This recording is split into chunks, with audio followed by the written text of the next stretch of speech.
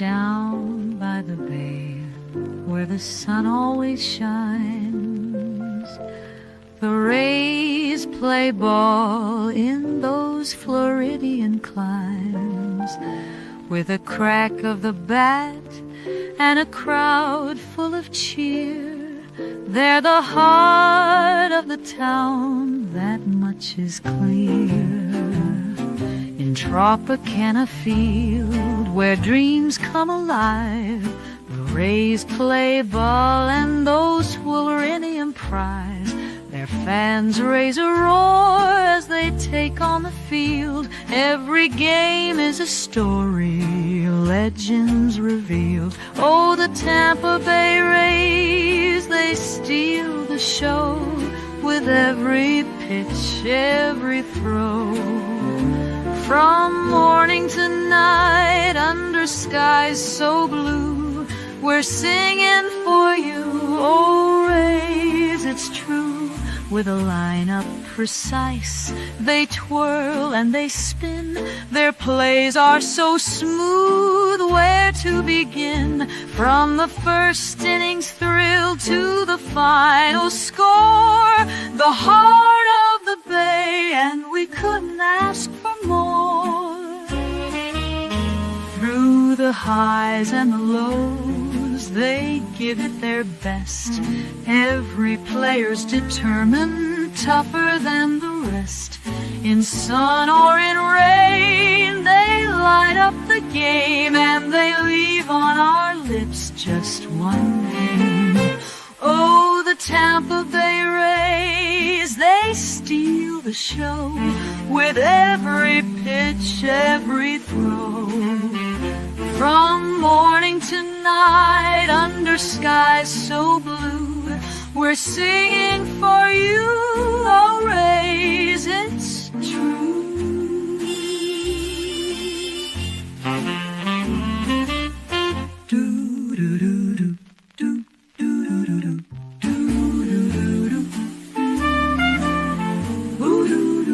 Through the highs and the lows, they give it their best. Every player's determined, tougher than the rest. In sun or in rain, they light up the game, and they leave on our lips just one name. Oh, the Tampa Bay Rays, they steal the show with every pitch, every throw. From morning to night, under skies so blue, we're singing for you, oh Rays, it's true.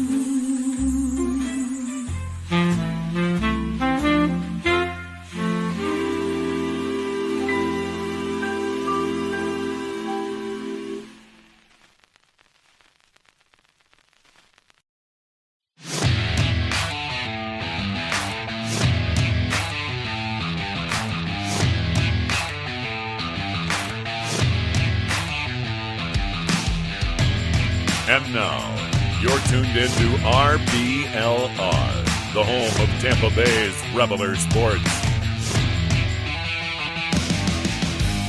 This is the RBLR Rays podcast. I'm your host, Zach Dobb, along with my co-host, Pat Davenport. Special guest, Carter Brantley. We thought we'd do a little team preview. No news of note happened in the last week. So just here to talk a little ball. How's it going, guys? I'm doing absolutely the opposite of fantastic, Zach.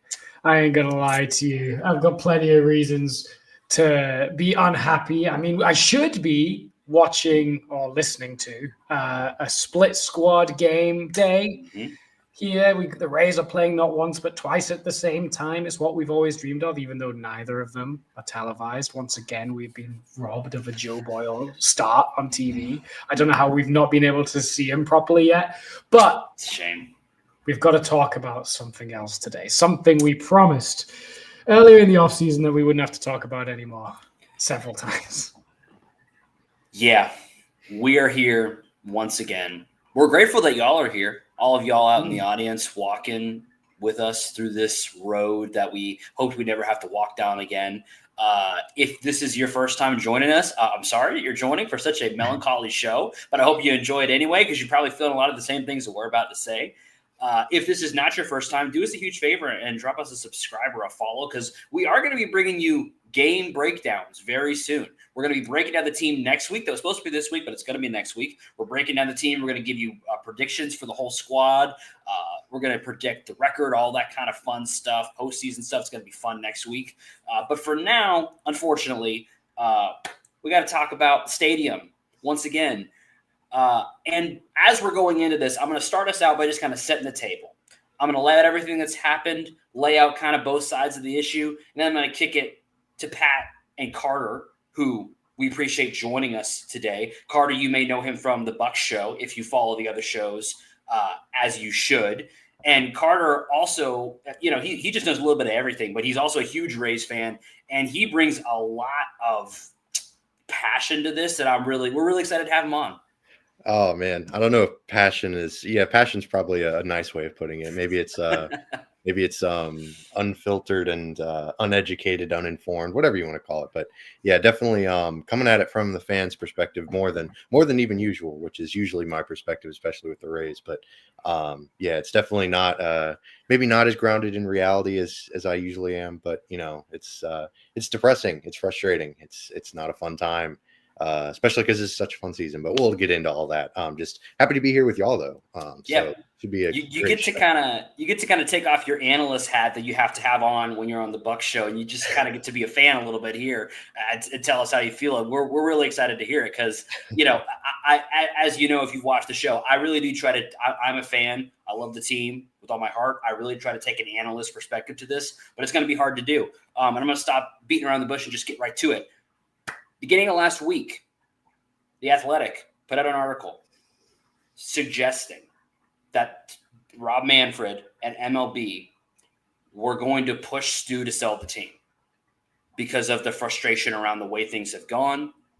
And we don't know anything more than we know, but it does seem a little bit too convenient that article came out to begin the week, when on Thursday morning, I first saw it on Twitter. It's posted on all social medias. The Rays released a statement. Go read it if you haven't yet. Won't dignify it by reading the entire thing right now. But basically saying that the Rays are not going to be moving forward with the stadium deal as it is currently constituted. That came out from the Rays. Afterwards, Matt Silverman came out not long afterwards and did some interviews, did some press, basically expressing, we want to stay in Tampa. We want to stay in St. Petersburg, where the negotiations have been. However, we cannot go forward with the deal as currently constituted because of the money overages, because we haven't been able to get aligned. And he made very clear multiple times, they are not selling. The Rays are not for sale.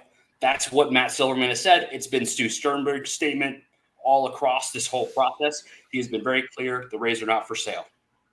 That's what the Rays have said and done so far.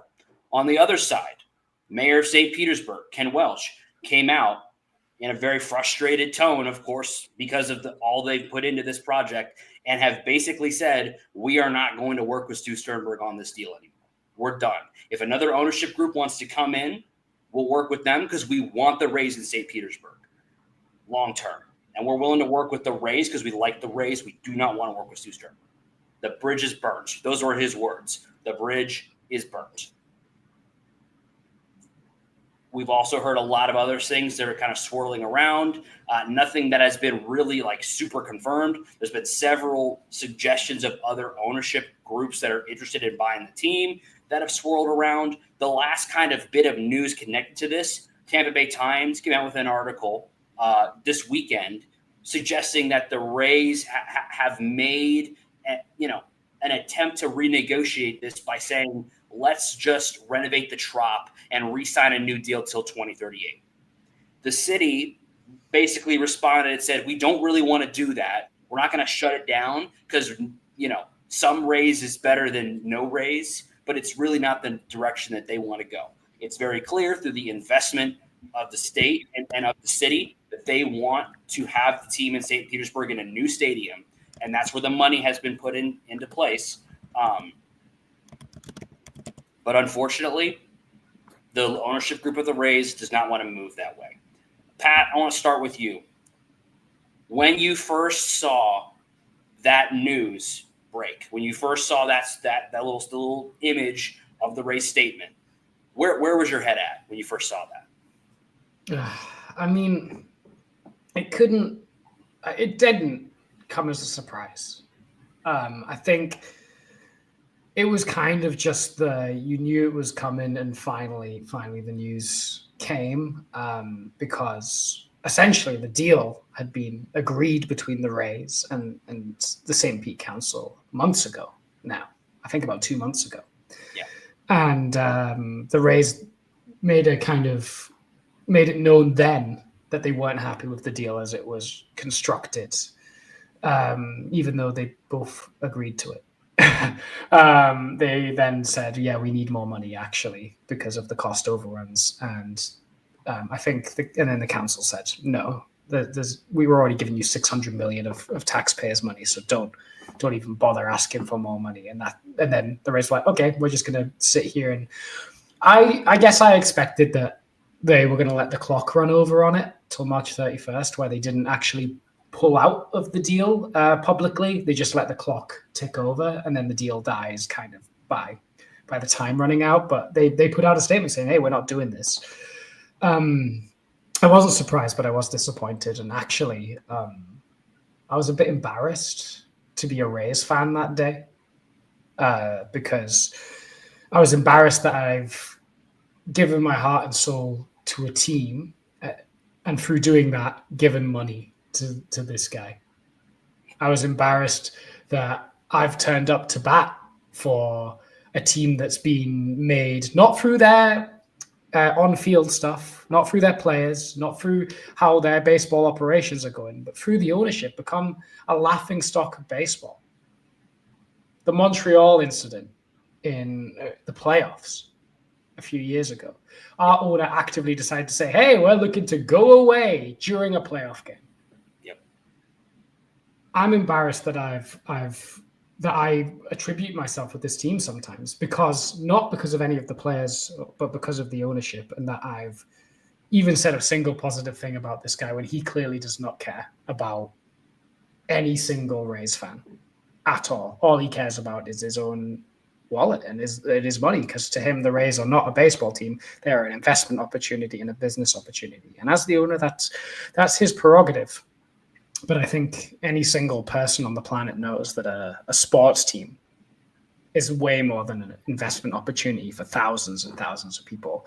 It's something that people dedicate their lives to, that give a lot of emotional stock into, and to kind of disregard that and take that for granted, and to disregard the thoughts and feelings of thousands of people because you want to make money.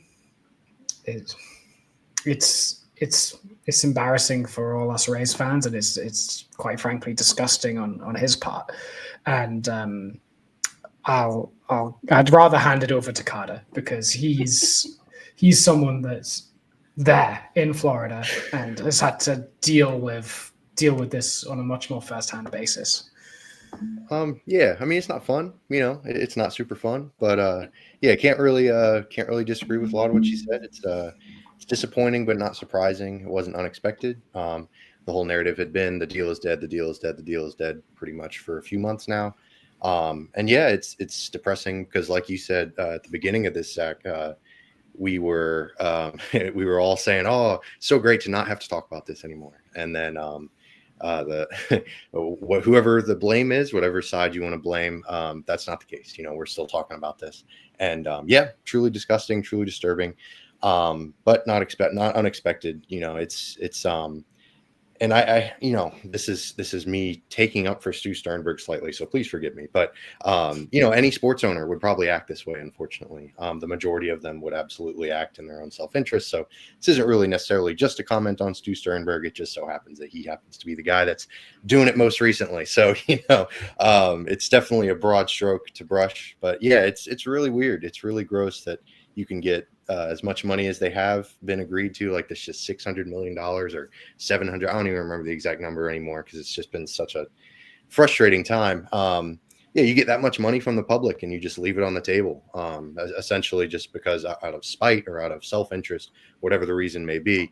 So you could, like, I had reserved myself to, these stadium deals are all awful for the public. None of them actually end up working out economically, but we might as well take the best one available or whatever the case may be.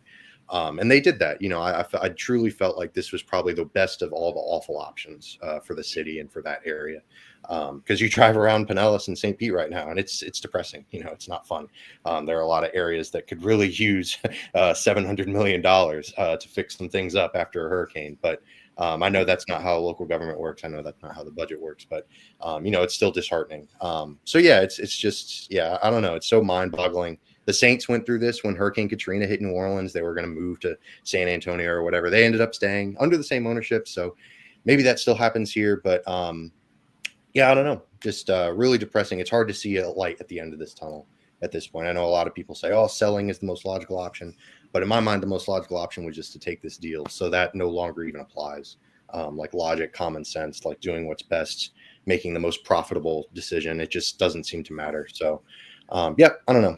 Just really depressing, really disappointing. Not much else to say.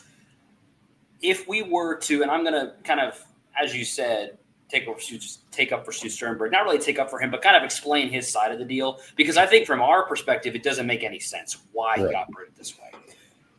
The reasoning that they would give, and they have, and if Stu Sternberg were sitting on this podcast, which he probably never would, but if he were sitting right now and we asked him, why did you do this? The reason he would probably say is, when the county kicked the can down the road right after the hurricane, that was sort of acceptable. October 9th, things have just happened. We want to wait a little bit for the vote. We kicked it down the road to the end of October. When they, at that time, chose not to hit the go button on a deal that was already in place and spend the money that could not be used because this money was collected through the tourism tax and through several other means that could only then be reinvested into tourism, like the Rays, that money could not be used for hurricane relief, all that kind of stuff. And they continue to hold off on that in the wake of the hurricane.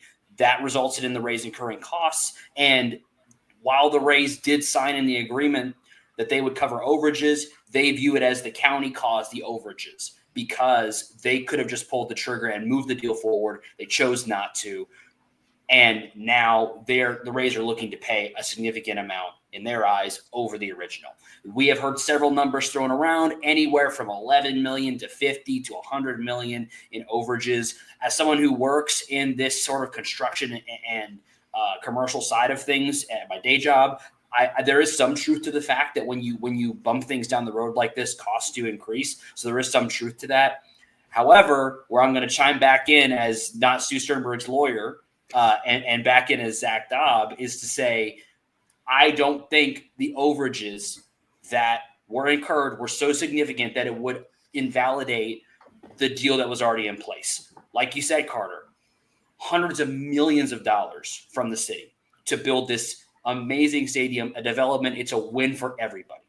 And Stu Sternberg said, I don't want to pay some overages. And I am a person who has no sympathy for billionaires. I have made this clear multiple times. I'm sorry, I don't care. If you can't afford it, you can't afford it.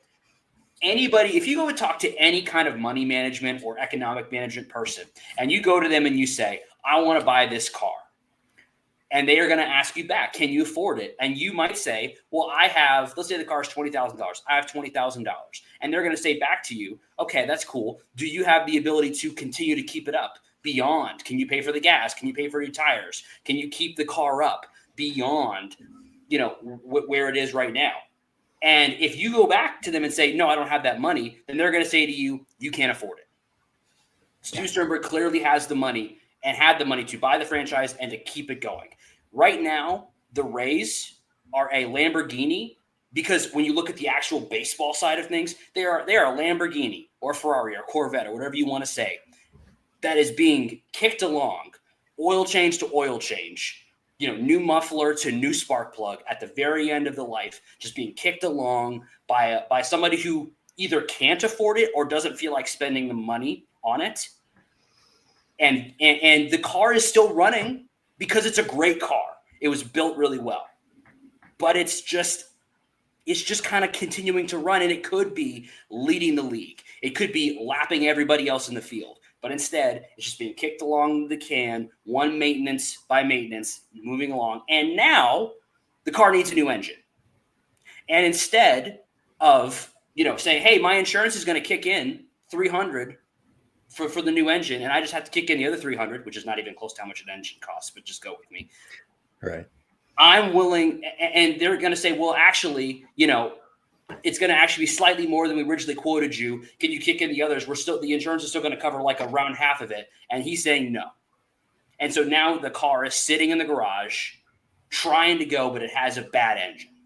And here we are trying to figure out what's going to come next, trying to, focus on baseball, enjoy the season. And here we are. And it's so frustrating as a Rays fan, someone who covers the team every single week, is following every single day in and day out transaction, to just feel like I can't talk about that. I want to talk about Joe Boyle. I want to talk about Curtis Meade. I do not want to talk about how much money the Rays might have had to overspend on the stadium. That's not what I want to talk about. Here we are, once again, trying to sift through the rubble on this whole situation, trying to determine, are we going to have a place to play baseball? So as I kind of, that's where we are right now. Where do we go from here, guys? Pat, where do we go from here? Yeah, let's pretend we're Stuart Sternberg for a second. Let's say, okay, this deal does not work for me. Me, Stuart Sternberg. I think there's a more cost-effective way to get a new stadium here. What is his, and I don't want to sell the team either. I'm committed to continue to make this team work. I've got a stadium that's on a lease until 2028 that I can stay in and we can repair. And then from there, we can go a few different avenues. What is the best possible scenario for Stu Sternberg here? Like, does he think, A, there's a better deal waiting to be made if you start from scratch? Is that what he thinks is going to happen? B, does he think releasing the Trop is a sustainable way to keep the baseball team running at a profit? Because right now, I don't think it is, because it's a stadium that's getting less and less attendance every year, despite good performances on the field. So what does he think is the end game to keep the Rays a sustainable and profitable investment for him past 2028? Can you guys help me out here? Because I don't know what the solution is. Yeah, I don't know, other than just relocating. Like that's the real solution. That's what makes it so discouraging, right? Other than selling the team, there's not really a path to making this work in St. Pete. There's not a path to making it work in Tampa, in my opinion. I don't think they have the money, or should they? Nor should they. I live in Tampa. If my taxes start going towards a baseball stadium for Stu Sternberg, I am voting again. I'm writing in everything I can do to get the politicians involved out of office. I will. That's just just so gross. I get that technically the residents of St. Pete weren't paying for for this new stadium to begin with, but that would be anyways, that's something I don't have to talk about. But yeah, I don't know. Just that's what makes the whole idea of oh, well, there's still hope, there's still a chance that they stay, so uncompelling to me. It makes it so frustrating. I don't know, because that $400 million that they were trying to get from the city and the county, both the $200 million each to renovate the Trop, that just seemed like not quite the sister plan in terms of the sister city plan in terms of stupidness and disingenuine ideas, but it was nearing it. It was getting close. That's such a ridiculous idea to me. To sign essentially a 10-year, $400 million contract extension to Tropicana Field. Would the Rays do that? That's barely a one-win player if we're being putting it in terms of WAR. Let's just think about that. So it was just such a blatant disregard of logic, common sense, all that stuff, and just more so just trying to use the Oakland Athletics John Fisher playbook. I'm going to keep calling them the Oakland Athletics. I don't give a crap where they're playing, but they're the Oakland Athletics to me. I don't care. But yeah, it's just such a John Fisher playbook type of thing where like, hey, let's make this bogus offer. Let's make some terrible submissions to make it, appease Rob Manfred, say, hey man, we tried. Like it just got baseball just doesn't work here. Like the Savannah Bananas just sold out Raymond James Stadium, but baseball doesn't work here. Like let's just do something to appease him. But sorry, I've been talking for way too long. But yeah, I don't know. It's just really annoying. Oh God, just can't even get over it. What about relocation then? Do you think MLB would even allow that, considering that they made it obvious they want to expand? Would they instead go, fine, we're not going to expand by 2 teams? Or maybe we are going to expand by 2 teams, but also relocate the Rays? Is that a viable thing that can happen? I mean, to me, yeah. Like it's not like there's only 2 cities that would be willing and able to get a baseball stadium there. Like it's not just Portland and Nashville, like it's also San Antonio, like potentially, like just there's a bunch of different cities that could work for that. So the idea or the notion that like, oh well, relocation is off the table because MLB is trying to expand doesn't hold a whole lot of water to me. Like I definitely understand the idea that like, hey, MLB wants that $1 billion expansion fee. Like totally get that. That's huge money for them because it's Major League Baseball, kind of a dying sport, but that's what they want. That's what they're going for. But that doesn't mean that they can't get a third one. That doesn't mean that they can't allow for the Rays to move somewhere and then establish 2 other new franchises. So yeah, I don't know. I don't know how much weight I put on that. Because MLB's already invested in this area with spring training and stuff like that. So they can say, oh, well, we've already kind of got some stuff in Tampa Bay. So it's okay. We can leave. We're good. We're kind of tapping into that market, even for just a month. Minor league baseball is huge around here. So yeah, I don't know. I don't really see Major League Baseball as saying like, oh, like we have to stay in Tampa. That to me is all very just word of mouth, just kind of. But I hope it's true. I would love for it to be true. I'd love so much to be wrong. Like that would be awesome. But how much do you guys buy into the reports earlier this week that MLB are kind of lightly pressuring, I suppose, the Rays to sell the team? I don't. Not at all. That seems like a load of BS. They didn't pressure John Fisher. But Zach, I don't know if you feel any differently. Yeah, I actually do feel a little differently. And the reason is because I don't know that that MLB wants to stop at 2 expansion teams. I'm not sure that that's where they want to end. Mm-hmm. One of the things that Rob Manfred has said is that he plans to retire in the next 4 years. Mm-hmm. And before he does, he wants expansion to happen. What we don't know is how many. The teams that we've heard about, the places that we have heard repeatedly that are interested in having teams are places like Charlotte, places like Nashville. There's a few other ones out there. I don't think the MLB wants to waste one of their potential expansions on a team that already exists and has a market that, in Rob Manfred's own words, he believes can support a baseball team. To me, it feels like a waste. And MLB, while yes, these other teams are interested, these other cities are available, the last thing I think they want to do is limit their options. Because once you do that, even if they only want 2 more teams, well, if you only really have maybe 2 or 3 more locations that are viable for a team, if you waste one of those on the Rays, well, now all of a sudden you are going to have no leverage on these teams that are going to be looking to expand. It's going to become more difficult in that negotiation. I don't think that the MLB wants to do that. They want to keep the Rays there in Tampa or in St. Pete. From their perspective, I don't know if they care that much. But from our perspective, we know St. Pete's the best option. They want to keep the Rays here and keep those locations all available because they do not want to be hamstrung and say, well, we have to go to Nashville or we have to go to Charlotte. They do not want to be in that scenario. And so I believe that Rob Manfred saying that we want the Rays in St. Petersburg and Tampa is not all bluster. I think it's true. And I also believe that Rob Manfred has been pressuring Stu, which is why to kind of get back to the question that you asked, Pat, about what's Stu Sternberg's end game.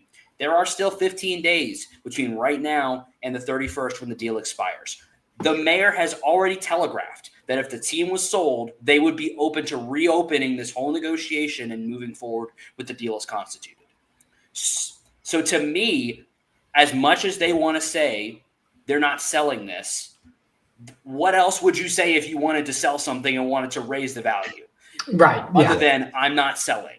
For sure. Of course, they're going to say they're not selling. Now, they may really not be, but I don't believe it. I believe that Stu Sternberg is just waiting. I believe that initially what his plan was to build the stadium or at least get the deal locked in and then sell the team.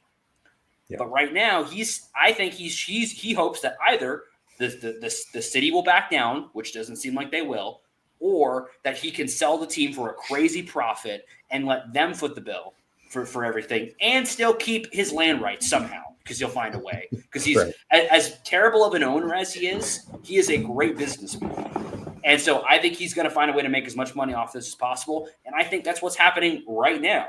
I don't have any sources. I don't have any inside information, just my intuition. The fact that they didn't just let this thing die on the 31st, but came out and said, we're done with this, is to me telegraphing that they are trying to sell the team. I don't know if they will succeed, but I think that's where they're at. Because I think Stu is just looking to make the most profit. I think he knows, because I think Rob Manfred has told him, this is, again, just my speculation, no, buddy, you're not moving. You figure it out, or you sell the team. And so Rob Manfred has elected not to say that aggressively, that publicly. And again, this is all just speculation on my part. I have no inside information. But that's where I think we are. And so where that leaves us is with 15 days between now and the March 31st date for someone else to buy the team. I don't know if they will. I can't really. I couldn't even make a prediction on that. But I kind of think that's where we are, because I don't think the team wants. I don't think the MLB wants the Rays to leave the St. Petersburg, Tampa area, because they want to have as many slots available when expansion comes up once this is solved. Yeah, I mean, Manfred does have a bit of an interest, because he kind of stepped in when Stu and the St. Pete Council were at their first impasse. Rob Manfred stepped in and said, hey, if you're not going to talk to him, talk to me for a second. And kind of, not entirely, but it was a part in them coming back to the table. So there's got to be some kind of interest there. Yeah, and like you said, I mean, Rob Manfred has shown a proclivity to step in. He even talked to the Florida governor, who has expressed, like they want to stay in Florida, which was kind of a disturbing omission of Tampa Bay, but whatever. So I don't know, and all that makes completely logical sense. Like, that would be the smart thing to do, and I hope that happens. But like I said, the smartness has seemed to leave this scenario. There's a lot of weird stuff going on, and there's a lot of like proclivity for just like nonsense. So, for lack of a better word. So there's a lot of weird stuff going on. So all the intelligent things would seem to just go out the window. But like you said, there's still 15 days. And I don't know if y'all have seen, it's this really interesting and kind of silly documentary about the founding of the Rays and how it all came to pass. And like the Chicago White Sox were potentially coming to Tampa in the 90s, and it was like down to the last 5 minutes. And apparently like a Chicago City Council person adjusted they had the hand clock in the lobby, and he adjusted it to like add 5 minutes to the clock to renegotiate and keep the White Sox in Chicago. It's a crazy story. I don't know if I got all the details completely accurate, but basically just like, these games can literally come down to the last minute. So, there's still a bit of me that's hopeful, but the majority of me is like, as much as all this stuff sounds logical and more, the most likely scenario is, the Rays staying in Tampa. I always thought that the most likely scenario was that this amazing deal, this sweetheart deal that they just got, was still going to be in play. But unfortunately it doesn't seem to be anymore. So I don't know. It's it's a lot. It's weird. But that's a big, it could be worse. We could be the Chicago White Sox right now. I don't know. The White Sox aren't going anywhere. Like, I'd rather be the Chicago White Sox, because at least they ain't going. I'll tell you where they're not going. The playoffs in the next 5 years. They might not be going anywhere in the actual baseball world, but they're also maybe not going anywhere geographically. So true. I don't know. That's true. You win some, you lose. I do feel some, you lose some. We make fun of the Chicago White Sox all the time for being the lowest quality of MLB franchise. If you look at your wardrobe on a daily basis and you say to yourself, the quality of this wardrobe right here is the Chicago White Sox level, then I have a solution for you. It is shop.rblrsports.com, where you can get 10% off all of the best merch inspired by your favorite Tampa, St. Petersburg sports teams, the Rowdies, the Bucks, the Lightning, the Rays, and the Sun. It's all there. Shop.rblrsports.com. Promo code FLAPPY for 10% off your entire order. Perhaps the best ad rate of all time. Just delivered by Great me. transition. Trying to find a way to work in the ad to one of the most depressing episodes of RBLR Rays that has ever existed. Right. Shop.rblrsports.com. Yeah. Yeah, I might have to use the Cleveland Browns to transition into the RBLR Bucks ad read our next yeah. Bucks episode. yeah. Once you buy a RBLR tee or piece of merchandise, you know that's actually hashtag here to stay. That's facts. We're not going Yeah. Yeah, we're here every week. The t-shirts are always fire as well. That ain't going to change. I think maybe the most sad part of all this is that we brought Evan Longoria out to do this trailer, and it's all waste. Unbelievable. Yeah, They besmirched the good name of Longo for this nonsense. I'd love to hear his thoughts on this because Trisha Whitaker has been very vocal on Twitter. Yes, kind of talking some as much smack as you can as like a national media member because you still have a job to do and you still have to play nice. But she's been pretty outspoken about, hey, this is very silly, this is very ridiculous. So I'd love to hear Longo's thoughts. I don't think he's very active on social media, so we might not, unless he has some burner accounts, which who knows. He lives a blessed existence, not being exactly on social media all the time. Yeah. You know who else's thoughts I'd like to hear on this entire thing? All of you watching. That's right. We want to know how you feel. Are you frustrated as Stu Sternberg? Do you see his side of things? As we continue to talk about all of this, let us know how you feel. And the best place for you to let us know is on YouTube, where you can subscribe and be notified whenever we go live, whenever a new episode drops. We really appreciate all of you watching and sticking with us through kind of a tough episode and kind of a tough conversation we're having. And we want to know what you think. Do you think the Rays are going to stay here? Do you think the Rays are going to make it work? Do you think the team is going to be sold? Let us know. Follow us on all the socials as well. If you've enjoyed it, it helps us out so much. It's free. Doesn't sign you up for anything. All that it does is gives you notifications when we're going live. It means a lot to us. So that's kind of where we are right now. We've talked about why this may have happened, what could be happening between now and the 31st. The next thing I want to talk about before we wrap this up is kind of when could something be forced to happen? Because right now, there is no reason for the Rays to do anything before the beginning of the season unless they sell the team and want to keep going forward with the deal. They can absolutely let the deal expire on the 31st and be done with it. If that happens, there's a couple of dates to watch for when things could happen. I'm going to let you guys chime in on what you think about these dates. The first one is in 2026 with the new CBA. This may not seem immediately like, something that could affect this deal.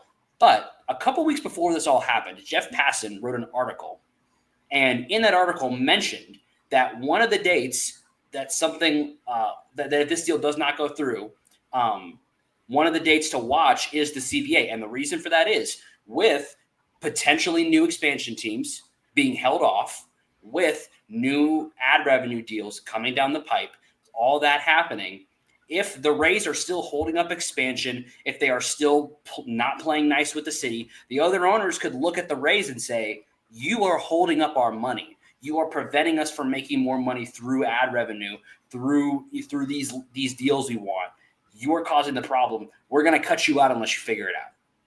And they could easily make the Rays a scapegoat when you get there to say, you guys are holding up labor negotiations because you won't figure this out and you're holding up our money.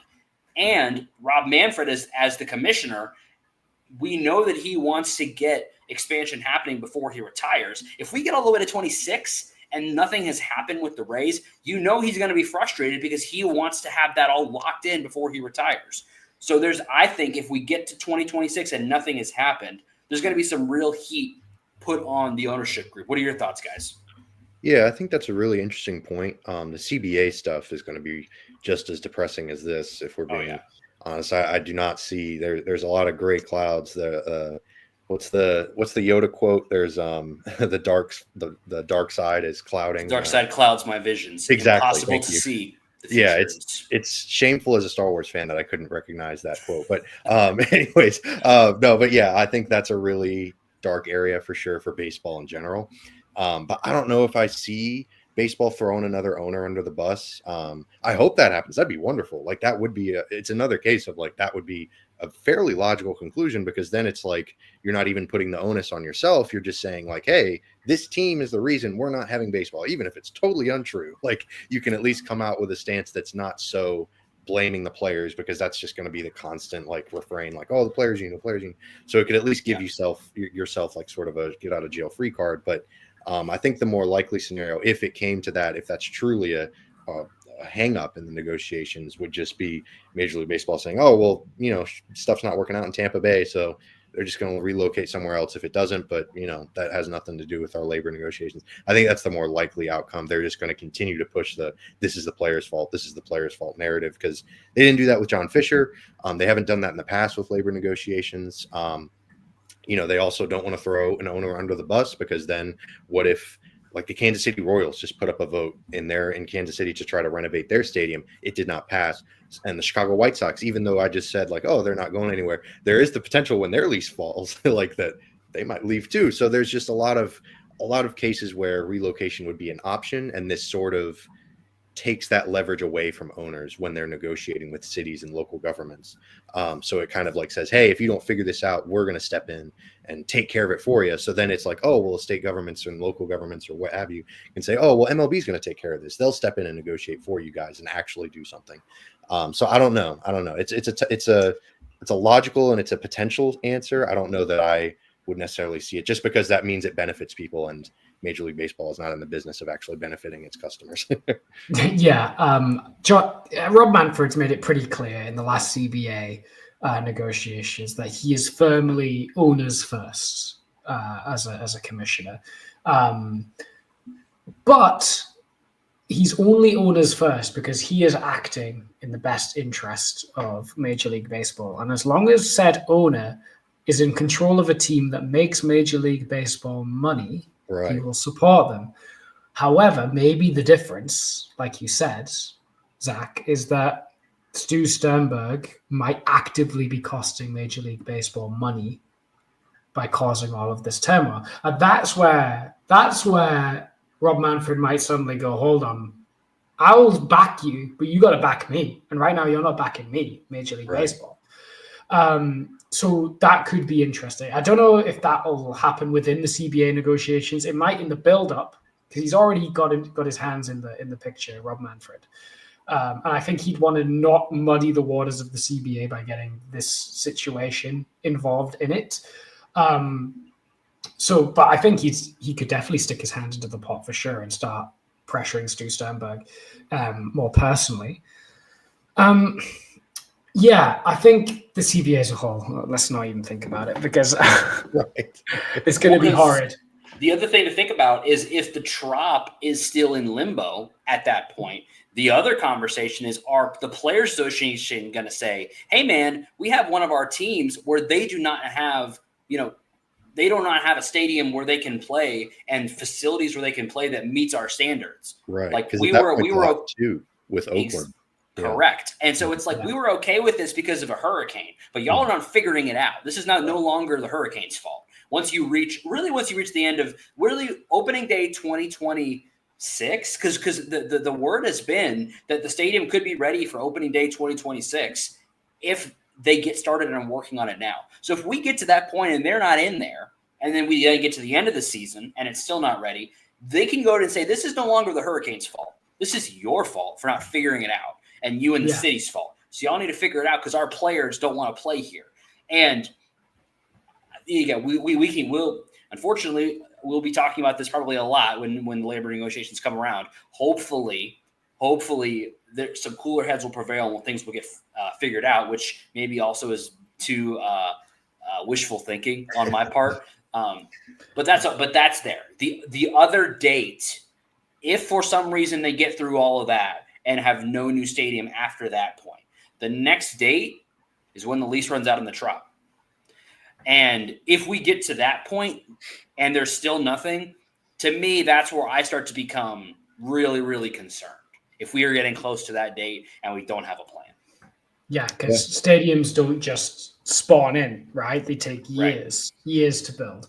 And even with wishful thinking, even with like pouring everything into it, max effort, it's probably going to take 3 years to build. Easily. And you don't want to spend longer than that in a temporary home between Tropicana Field and the next one. That's why the 2024 season was kind of pivotal in sorting out a solution in the first place. So they had enough time to build the new stadium and there wasn't really going to be a transition. Then with the new deal, they were kind of expecting there to be maybe a 1 year holdover between the Trop running out of lease and the new stadium being built. And everyone could kind of stomach that. But now we're going to be looking at least 2, but if it's not done by the end of the Trop lease, then you're talking 4 years of a temporary home, and that's not really viable at all. Yeah, and I think it's interesting. I'm not a lawyer. I'm not into the legal stuff, but I for some reason in the back of my head there's something that says like, oh, and it's built into the lease that they can't technically negotiate with other entities like while they're under this lease with the Trop. I don't remember know hearing that. Is. Please forgive me. But yeah, so that's what makes things even more complicated is that even if they're in their head like, oh, we're gone, they can't openly say that. They can't be speaking to, not San Francisco, but another city like San Antonio. Like that's what I was trying to say. But yeah, I don't know. It's a weird situation in that manner for sure. It's always a weird situation with this stuff, but yeah, especially in that way because it's just because then you get into sort of are there back channels that they can use to sort of talk to politicians under the table? Like, oh, I happened to run into them at a steakhouse and like we talked about this stuff. So I don't know. It's gross. There's a lot of legalities to it that makes things even more complicated. So, yeah. I guess forget Stu Sternberg's ideal. Forget like the worst case scenario. What is the most likely scenario for the conclusion of this? To you guys, what's the most likely thing for this to conclude? Because it will have to at some point. Potentially, either that or the world ends or Major League Baseball folds, which, I don't know. But I don't know. I think the most likely scenario is that he sells, like if I'm taking my emotions out of it, if I'm taking my proclivity for negativity out of the equation, then I think Stu probably sells. But at the same time, like I said earlier, I thought the most likely scenario is them just taking the deal. So what the heck do I know? But yeah, that's probably the most likely scenario in my mind. And they end up still in St. Pete. That's still the most viable scenario. The council and county seem to have an openness to spending this kind of money on tourism, specifically for baseball. So, and that's just not the case in Tampa. They already have the Lightning and the Bucks, and they need to renovate Raymond James apparently. So I don't know that Tampa is just a very viable option for the Rays at this point in terms of getting the maximum amount of public money, because of course that's what every owner is going to be concerned with. Even if it's not Stu Sternberg, that's still going to be an issue for whoever buys the team. So yeah, I think he probably sells, but we'll see. Yeah, I think the most likely scenario is that either by the 31st deadline or maybe slightly afterwards, they figure out a way to make the deal work. They strike it in stone and say the deal is done, and then Stu sells the team shortly afterwards. Because the value of the team goes up if you have a built-in stadium to say, hey, look, you can not only buy this team that's really good, but also here's a new stadium.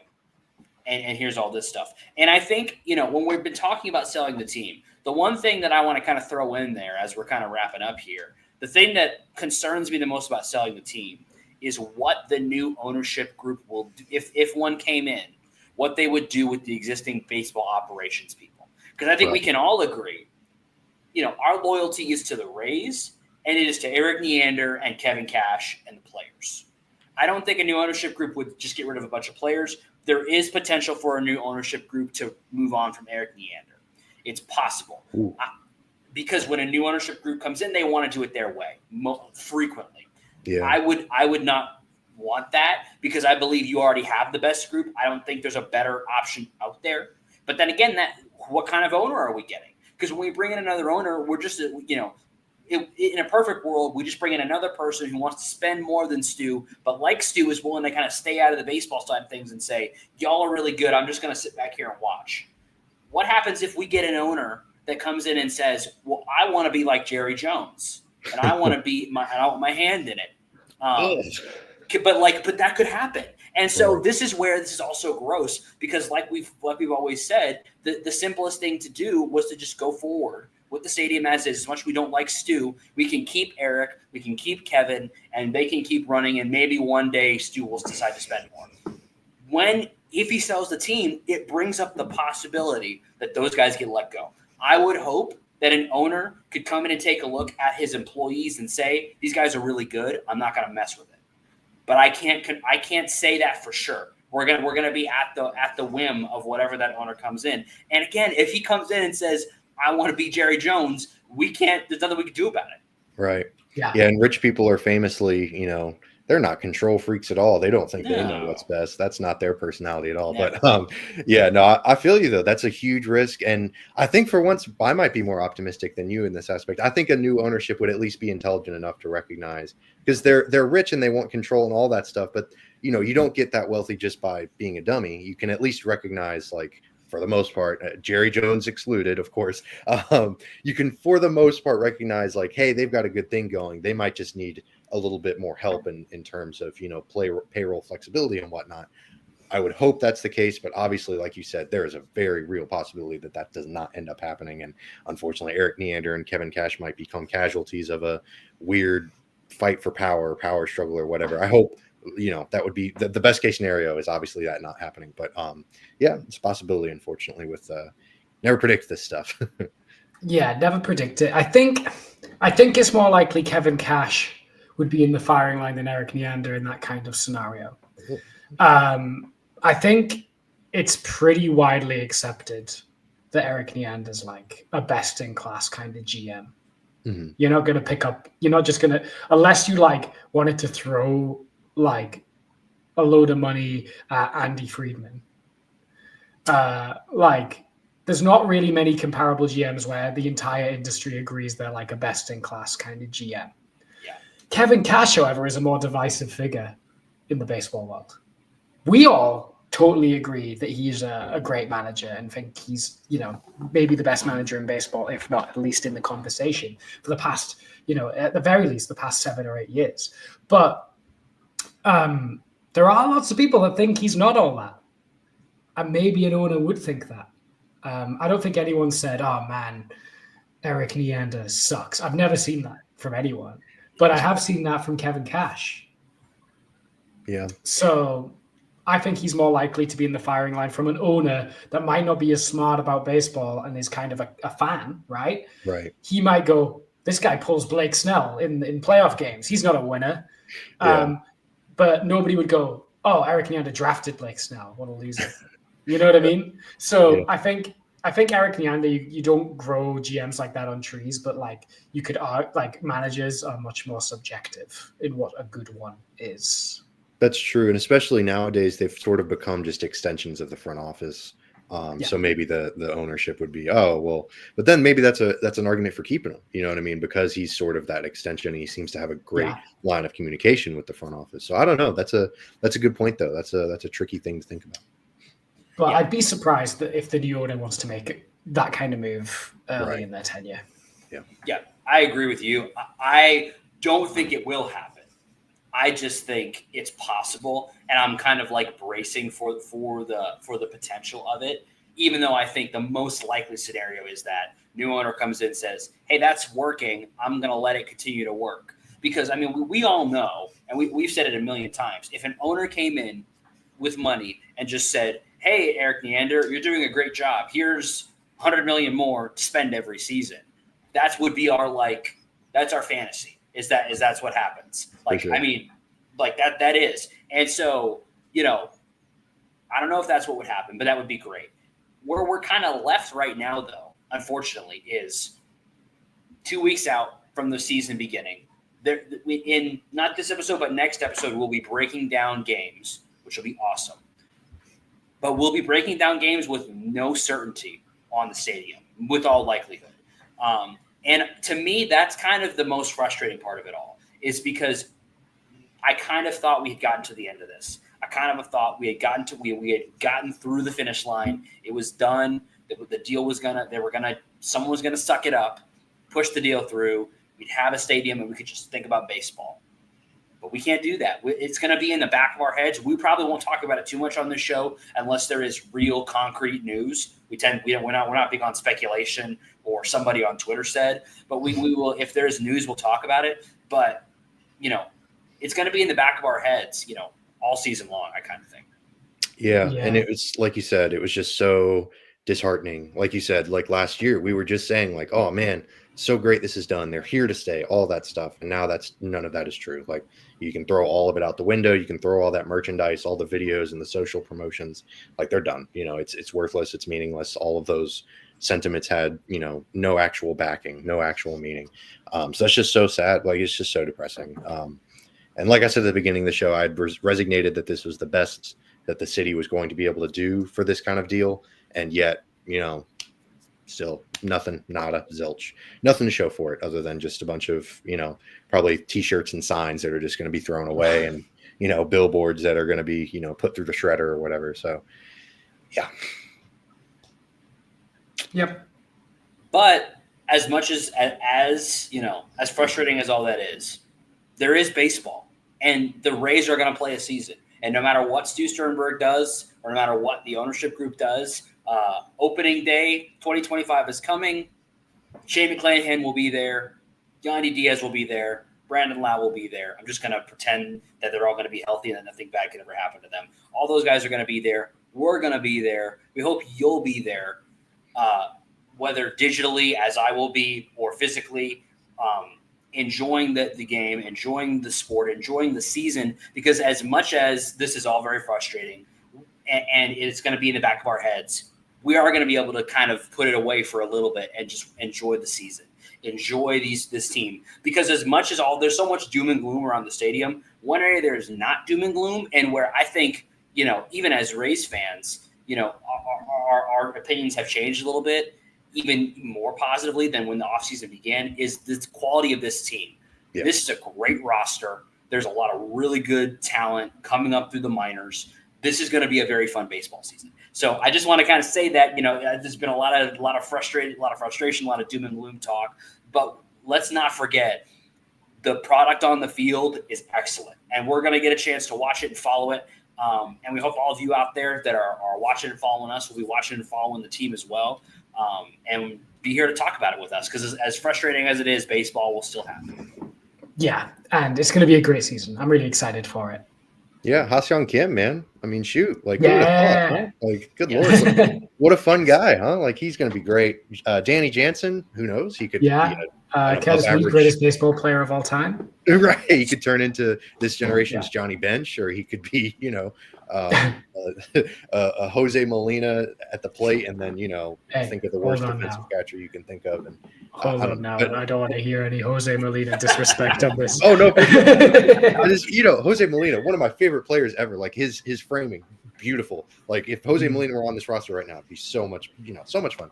But offensively, he's Jose Molina. You know what I mean? Like he's Jose Molina. So yeah. Anyways, sorry, that was true. That's true. My apologies to Jose Molina and Jesus Sucre, another one. Like those were legends in their own right. There's a lot of excitement around this team. They could be really great. But what are you gonna do?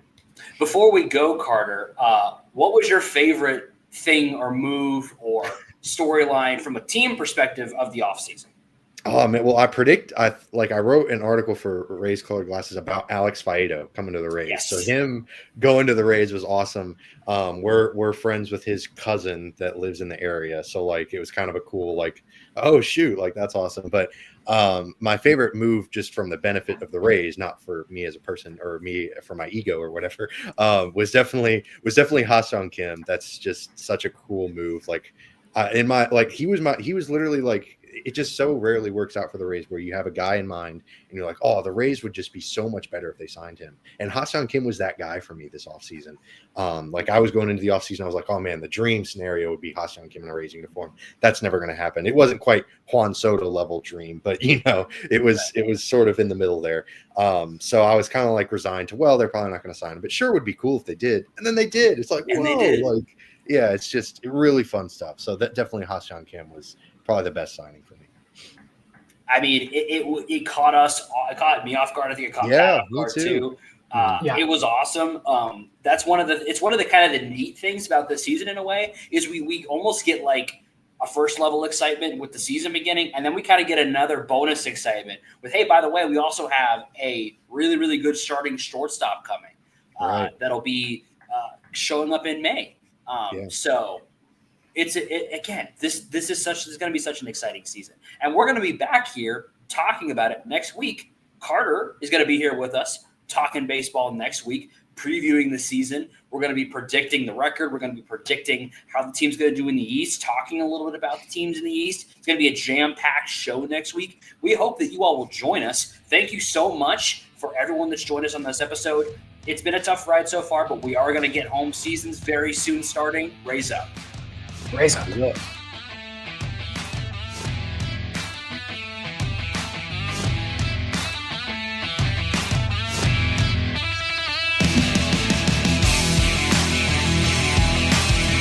Thank you for tuning into this presentation by RBLR Sports. On your way out of the stadium, please remember to like and subscribe.